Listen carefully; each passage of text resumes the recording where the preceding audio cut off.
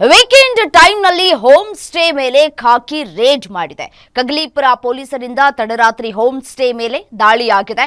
ಕಗ್ಗಲೀಪುರ ವ್ಯಾಪ್ತಿಯ ತಗಚಗೆರೆ ಬಳಿ ಇರುವಂತಹ ಹೋಮ್ ಸ್ಟೇ ಮೇಲೆ ಪೊಲೀಸ್ ಅಧಿಕಾರಿಗಳು ದಾಳಿಯನ್ನ ಮಾಡಿದ್ದಾರೆ.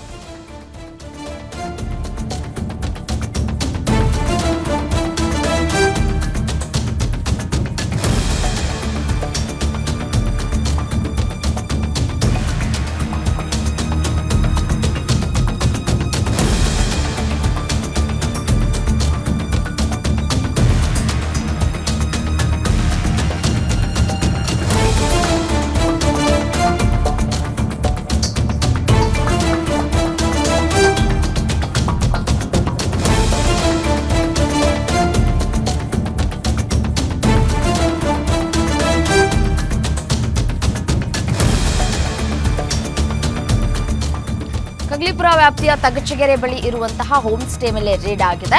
ಅಯಾನ್ ಹೋಮ್ ಸ್ಟೇನಲ್ಲಿ 150ಕ್ಕೂ ಹೆಚ್ಚು ಜನರಿಂದ ರೇವ್ ಪಾರ್ಟಿಯನ್ನ ಮಾಡಲಾಗಿದೆ. ನಿನ್ನೆ ರೇವ್ ಪಾರ್ಟಿಯಲ್ಲಿ ಭಾಗಿಯಾಗಿದ್ದಂತಹ ಬೆಂಗಳೂರು ಮೂಲದವರು ರೇವ್ ಪಾರ್ಟಿ ನಡೆಸಿದ್ದವರಿಗೆ ಮೆಡಿಕಲ್ ಟೆಸ್ಟ್ ಅನ್ನ ಮಾಡಲಾಗ್ತಾ ಇದೆ.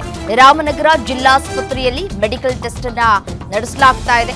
ಕಗ್ಗಲೀಪುರ ಪೊಲೀಸ್ ಠಾಣೆಯಲ್ಲಿ ಪ್ರಕರಣ ದಾಖಲಾಗಿದೆ.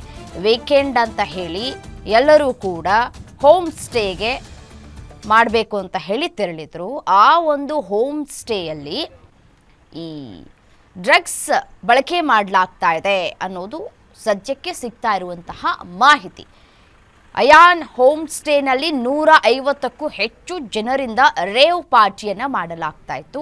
ಈ 150ಕ್ಕೂ ಹೆಚ್ಚು ಜನರು ಯಾರೆಲ್ಲ ಪಾರ್ಟಿಯಲ್ಲಿ ಭಾಗಿಯಾಗಿದ್ರೋ ಅವರೆಲ್ಲರನ್ನು ಕೂಡ ಇದೀಗ ವಶಕ್ಕೆ ಪಡೆದುಕೊಂಡು ಅವರಿಗೆ ಮೆಡಿಕಲ್ ಟೆಸ್ಟನ್ನು ಮಾಡಿಸುವಂತಹ ಕೆಲಸಕ್ಕೆ ಪೊಲೀಸರು ಮುಂದಾಗ್ತಾ ಇದ್ದಾರೆ.